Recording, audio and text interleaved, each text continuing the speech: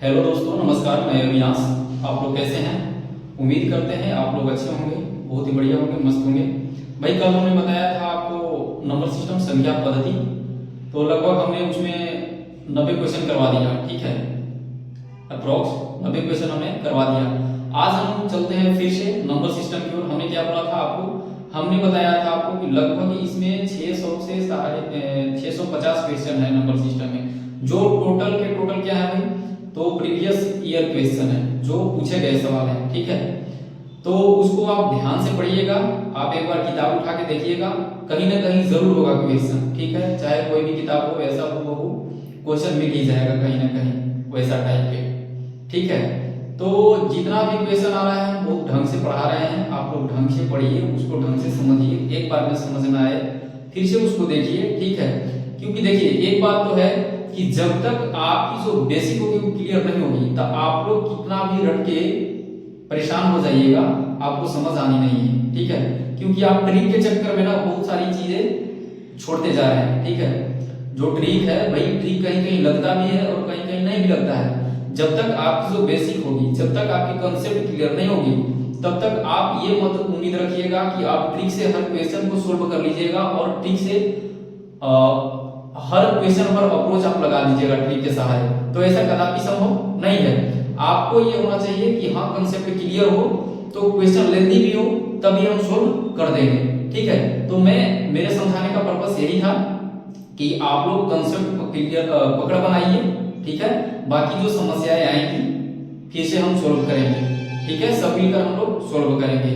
तो हम शुरुआत करते हैं आज का सेशन नंबर सिस्टम संख्या पद्धति। आ जाइए, क्वेश्चन क्या है?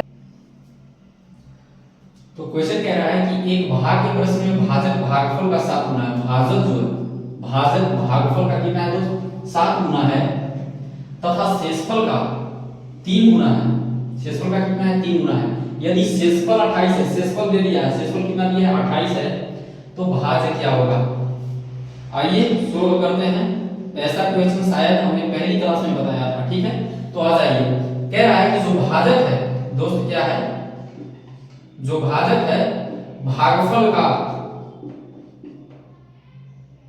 जो भाजक है, हाँ, भागफल का क्या गुना है? 7 गुना है। और अगली बार कहा है कि जो भाजक है, जो भाजक है शेषफल का, किसका? शेषफल का कितना गुना है दोस्त? 28 गुना है। शेषफल का 28 गुना, सॉरी, शेषफल का कह रहा है 3 गुना। अब यहां से आइए, यहां आपका शेषफल जो है दिया था, शेषफल कितना दिया है दोस्त? 28 दिया है, तो हम शेषफल की जगह 28 में उठा दिए। ठीक है, 28 दिया है। तब जो मेरा भाजक होगा, तब भाजक कितना आ जाएगा? 28 × 3 करेंगे तो कितना आ जाएगा? 84।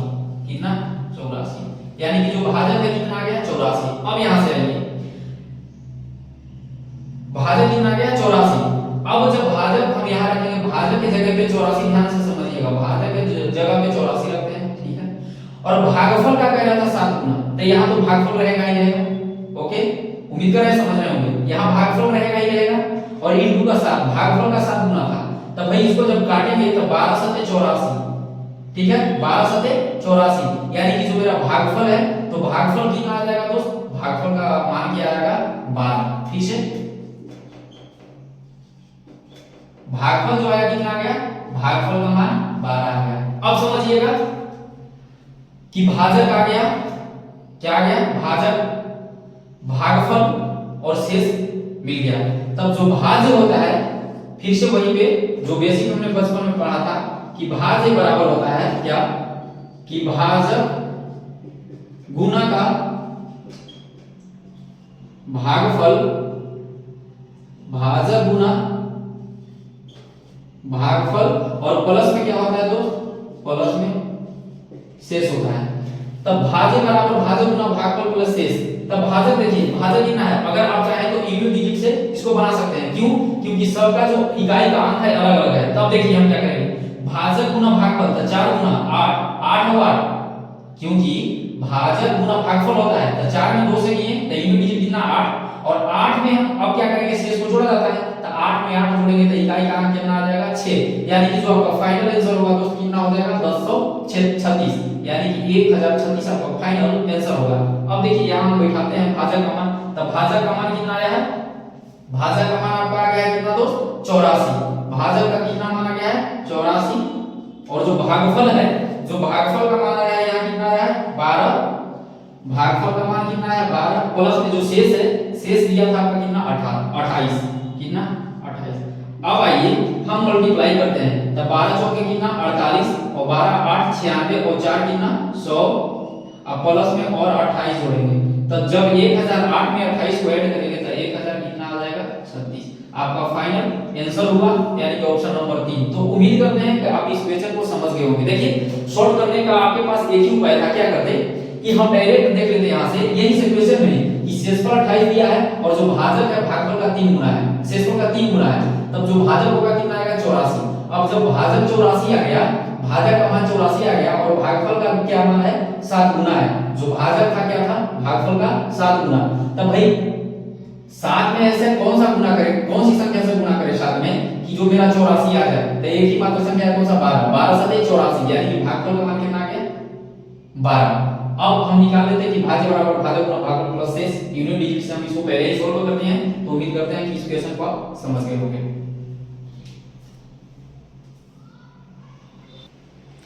आ जाइए दोस्त अगले प्रश्न की ओर। तो प्रश्न कह रहा है कि यदि दो संख्याओं को एक ही भाजक यानी कि डिवाइजर सेम है लेकिन संख्या अलग अलग है, एक ही भाजक से भाग दिया जाए,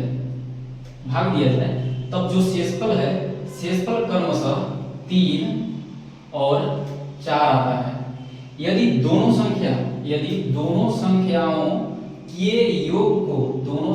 के योग को उसी भाजक से, यानी कि फिर डिवाइजर सेम है, उसी भाजक से भाग देने पर 2 शेष आता है, शेषफल कितना आता है 2 बचता है, तो भाजक आपको बताना है कि भाजक क्या है।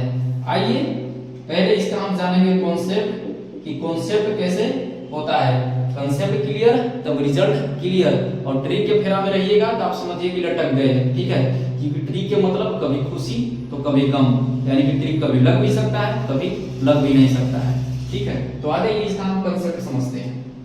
देखिए कोई संख्या हमने मान लिया, क्या दोस्त, कोई संख्या हमने मान लिया जिसे डिवाइड कर रहे हैं, यानी कि जो भाजक, तो भाजक को मान लिए हम x, क्या मान लिए x, अगर x से हमको डिवाइड करना है तो मान लिए कि जो भाज्य होगा, मान लिए कि भाज्य कितना y, और p बार में हम लगा रहे हैं, ध्यान से समझिएगा, ध्यान से समझने का प्रयास कीजिएगा कि कोई संख्या x से कोई संख्या y को डिवाइड कर रहे हैं तो भागफल क्या आ रहा है p आ रहा है, लेकिन जो उसका रिमाइंडर है, रिमाइंडर उसका सर्टेन है, यानी कि रिमाइंडर दे दिया है कितना 3 आ रहा है, ठीक है। तब इसमें से जो संख्या निकलेगा उस संख्या क्या होगा दोस्त, तब भाज्य बराबर भाजक गुना भागफल प्लस का शेष होता है। आई होप कि समझ रहे होंगे। तो यहाँ भाज्य बराबर लिखाएगा क्या, यानी कि y बराबर, संख्या तो y ही है क्योंकि भाज्य y है, तो y बराबर क्या लिखेंगे कि p इंटू का x, तब px और प्लस में क्या 3। उम्मीद करते हैं कि आप इस क्वेश्चन को समझ रहे होंगे, ठीक है, यानी कि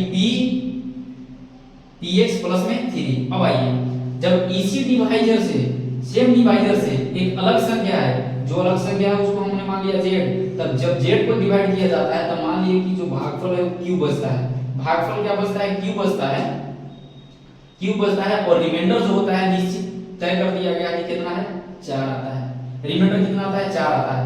तब भाज्य यानी कि z का काम कर रहा है कौन, भाज्य का काम कर रहा है कौन z, तो z बराबर क्या लिखेंगे कि x इंटू का q, या q इंटू का x प्लस में कितना 4, यानी कि भाजक गुना भागफल प्लस में शेष, यहाँ भी वही है भाजक गुना भागफल प्लस में शेष, ठीक है। अब कह रहा है कि यदि दोनों संख्या के जोड़ को उसी नंबर से डिवाइड किया जाए, फिर से समझिएगा, कह रहा है कि यदि दोनों संख्या के जोड़, तो संख्या तो ये आया है ना, संख्या ये आया है, और इस संख्या के जोड़ को, तो दोनों संख्या के जोड़िए, यानी कि y प्लस में z, तो y और z को जोड़िएगा तो कितना आ जाएगा, यहाँ से px प्लस 3 और यहाँ से qx और प्लस में कितना 4।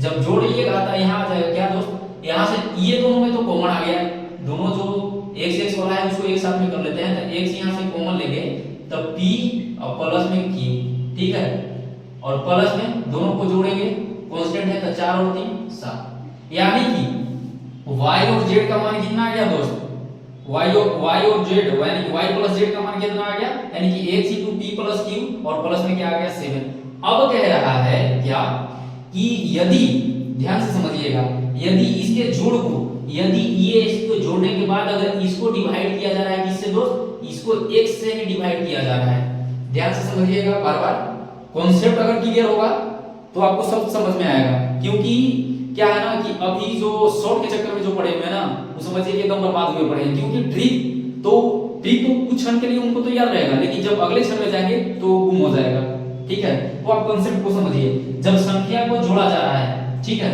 तब दोनों संख्याओं के जोड़ को तब जब जोड़े तो x into p plus q plus में 7, जब इस संख्या को उसी डिवाइजर, तो डिवाइजर हुबहू x है, हर जगह सेम है, यहां भी x से डिवाइड की, तब भाजक क्या होगा, ठीक है, भाजक क्या होगा। अब आइए कि जब इसको हम बाई सफिशिएंट कर देते हैं, बाई सफिशिएंट कहने का मतलब कि अलग अलग कर देते हैं, ठीक है, यहां तो नहीं दिखेगा लेकिन हम यही शुरू करते हैं। देखिए जब x से हम अलग अलग बाई सफिशिएंट करते हैं तो ये तो x का मल्टीपल है, यानी कि ये तो x से x ये कट जाएगा।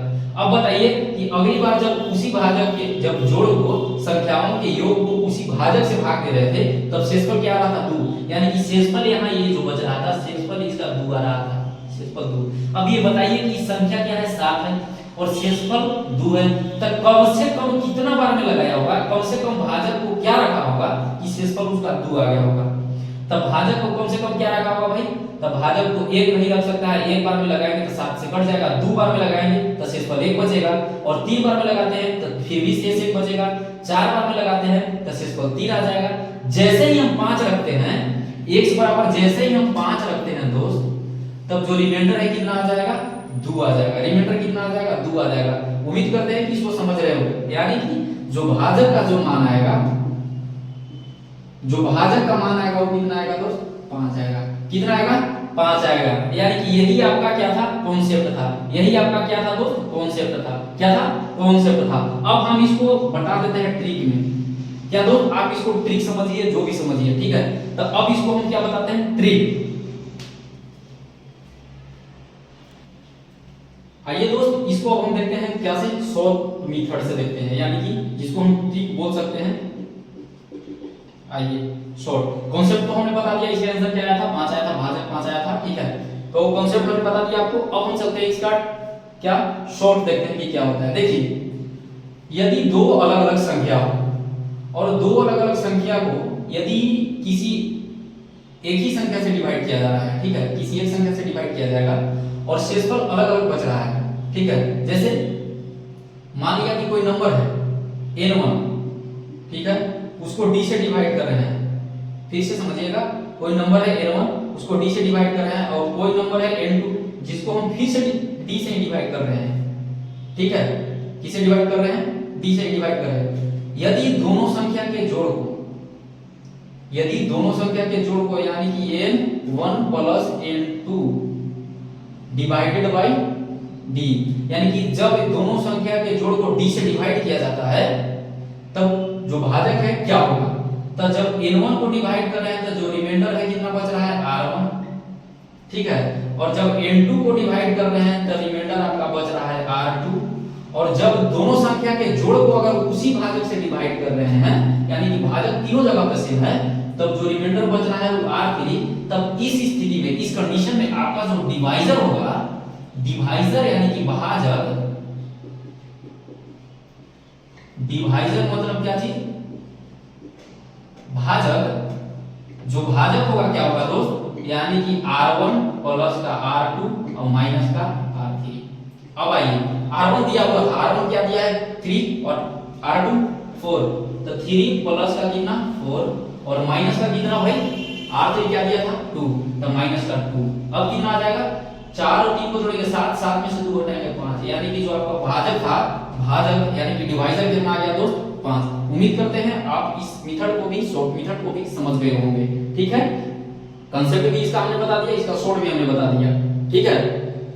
अब चलते हैं हम अगले प्रश्न की ओर।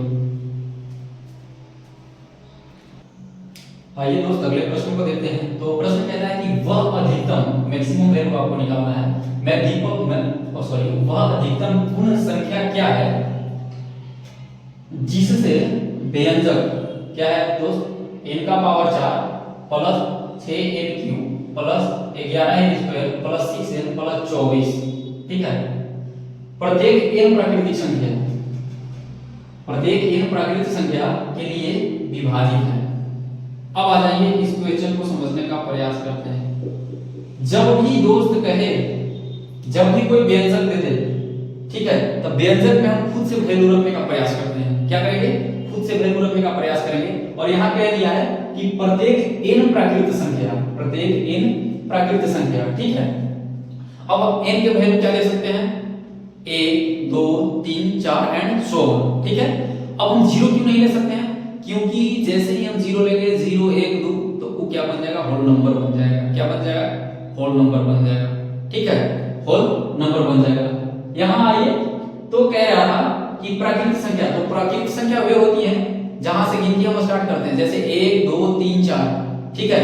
स्टार्ट गिनती कहां से करते हैं? 1 से, यानी कि जो भी संख्या 1 से स्टार्ट होगी और लगातार होगी वो क्या होगा? प्राकृतिक संख्या। क्या होगा भाई? प्राकृतिक संख्या। अब आ जाइए, तो जो व्यंजक दिया था कितना दिया था दोस्त?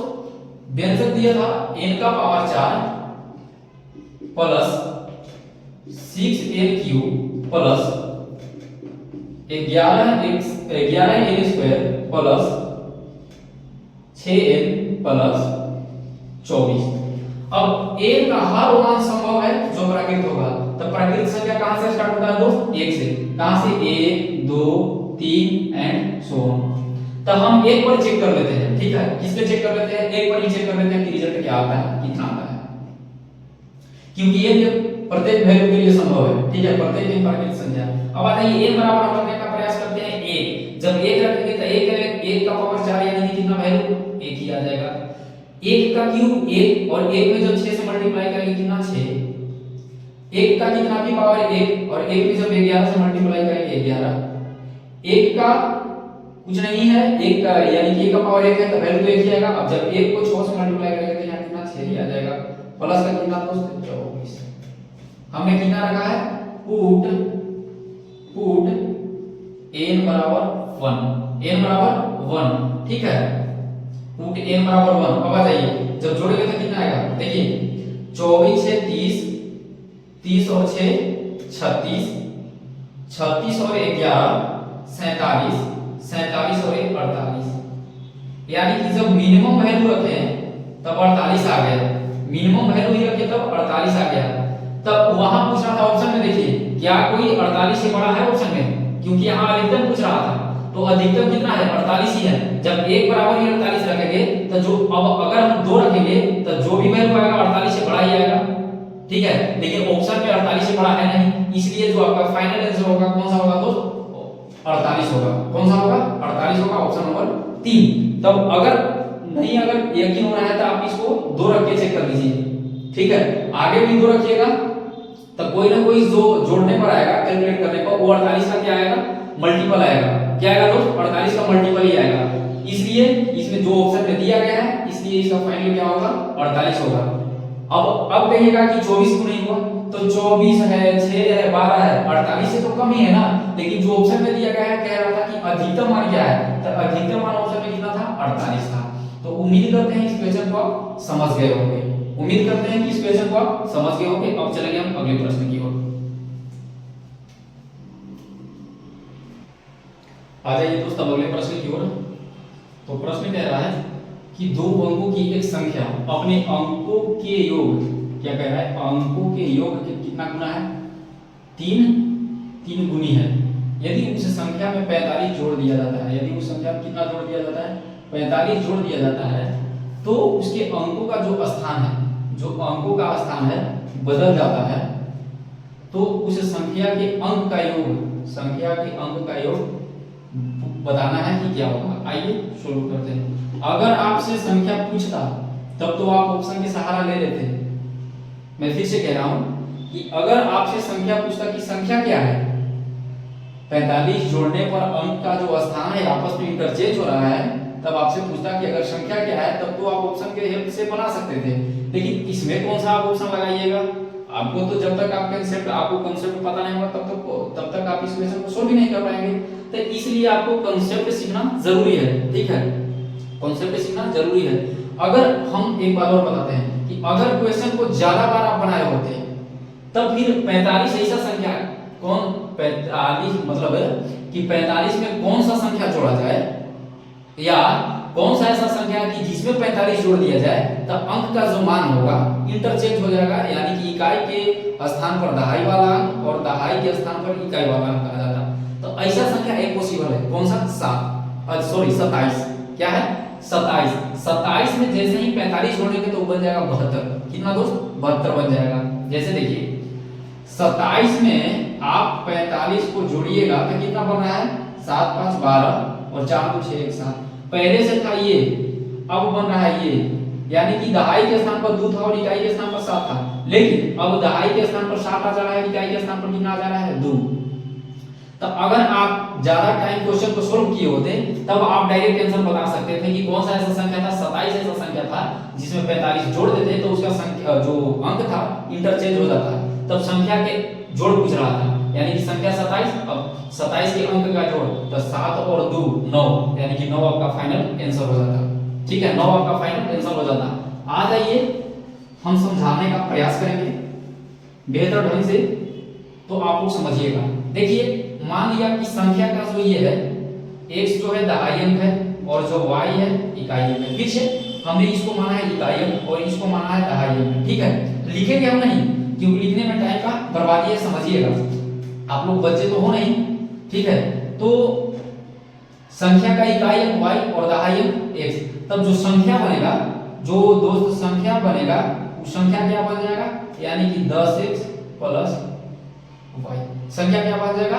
10x plus y। अब कह रहा है कि जो संख्या बना है उसमें 45 जोड़ा जाता है, तब कह रहा है कि 10x प्लस y में अगर नहीं कुछ और कह रहा था तो संख्या क्या बना भाई? 10x plus y।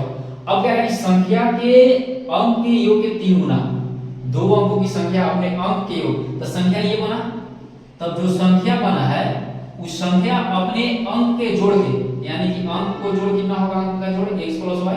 अब इसका 3 गुना है, समझने का प्रयास कीजिएगा। यहां से कितना आ जाएगा? 10x plus y। ठीक है, और ये होगा 3x बराबर 3x प्लस 3। अगर हम यहां से डायरेक्ट भी कर सकते थे, लेकिन समझाने की वजह से बोलेगा मास्टर बहुत काफी छोटा कर दिया। आ जाइए, तो 10x में से 3x को हटाएंगे कितना? 7x, और जब y को इधर लाएंगे तो y को लाएंगे तो कितना हो जाएगा? माइनस का 2y बराबर क्या? 0। ये आपका प्रश्न। आगे आइए, जब कह रहा है कि 45 संख्या में जोड़ा जाता है, तो संख्या तो यही था 10x प्लस y। संख्या क्या था? 10x plus y। तब कह रहा है कि अगेन 10x प्लस y में 45 ऐड किया जाता है, तब जो संख्या का जो मान है आपस में क्या होता है? इंटरचेंज हो रहा है। संख्या का मान आपस में क्या हो रहा है? इंटरचेंज, यानी कि x के जगह पर y रहेगा और y की जगह पर x जाएगा, आपस में संख्या अंक इंटरचेंज हो गया। अब आइए, अब देखिए 10x में से इसको हम इधर लेके आ जाते हैं, तो 10y में से y को घटाएंगे, इधर जाएगा तो माइनस में हो जाएगा, यानी कि 10y में से y को घटाएंगे कितना दोस्त? 9y। कितना बचेगा? 9y। और x में से 10x को घटाएंगे तो माइनस का कितना? 9x। माइनस का कितना? 9x। अब बराबर कितना यहां बच जाएगा? तो 45। बराबर कितना? 45। अब बताइए, ये दूसरा इक्वेशन हम सोल्व करते हैं। यहां से 9 कॉमन लेंगे तो 9 यहां भी है, 9 यहां भी, तो 9 यहां भी, यानी कि y माइनस x का जो वैल्यू है कितना जाएगा? 5 आ जाएगा। लेकिन अब यहां ये एक और वैल्यू दिया था कि 7x माइनस का 2y बराबर 0।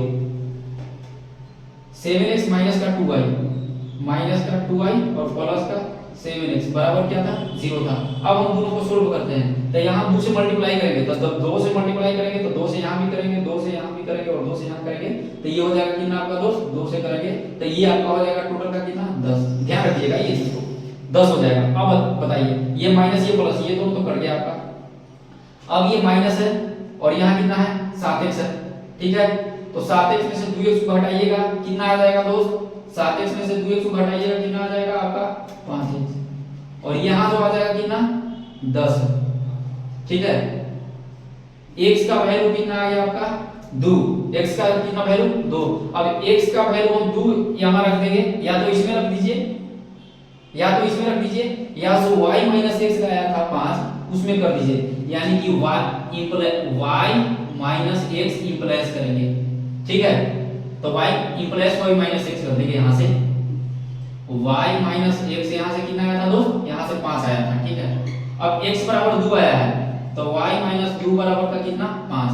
अब तक y बराबर कितना आ जाएगा, ये माइनस में इधर आएगा प्लस में, यानी कि y का मान कितना आएगा 7। अब बताइए कि संख्या क्या प्राप्त होगा, तो x के जगह पे 2 रखते हैं, ध्यान से देखिएगा संख्या में x के जगह पे 2, तो 10 गुना का कितना 20 आ जाएगा। संख्या देखिए 10 गुना का यहाँ कितना आ जाएगा 20 आ जाएगा, ठीक है, कितना आ जाएगा 20, और प्लस में y की जगह कितना आया है 7। तो जब संख्या जोड़िए तो संख्या क्या आ जाएगा मेरा 20 और 7 कितना 27, और जैसी 27 आया था इसके अंक का जोड़ यानी कि 7 और 2 कितना 9, यानी कि ऑप्शन नंबर 2 आपका फाइनल आंसर होगा, यानी कि 9 ऑप्शन नंबर 2 आपका फाइनल आंसर होगा। तो उम्मीद करते हैं कि आप इस क्वेश्चन को अच्छे ढंग से समझ गए होंगे। आप इस क्वेश्चन के लिए आपका जो कांसेप्ट होगा, कांसेप्ट आपको समझ में आया होगा। देखिए बिना कांसेप्ट के आप इस क्वेश्चन को नहीं समझेंगे, ठीक है। या तो आपको इसके लिए होगा क्या, इसके लिए बार-बार क्वेश्चन को रिवाइज करना होगा, बहुत सारे क्वेश्चन ऐसे सॉल्व करनी होंगी, तब जाके इस क्वेश्चन को आप ओरली सॉल्व करेंगे, ठीक है, ओरली सॉल्व करेंगे। नहीं तो आपको यदि कांसेप्ट क्लियर नहीं होगा, कांसेप्ट नहीं आता होगा, तब आप इस क्वेश्चन को सॉल्व नहीं कीजिएगा, ठीक है। अगर हाँ ऑप्शन होता और संख्या पूछ रहा होता तब इस क्वेश्चन को आप सॉल्व कर देते। तो अब हम चलेंगे अगले प्रश्न की ओर।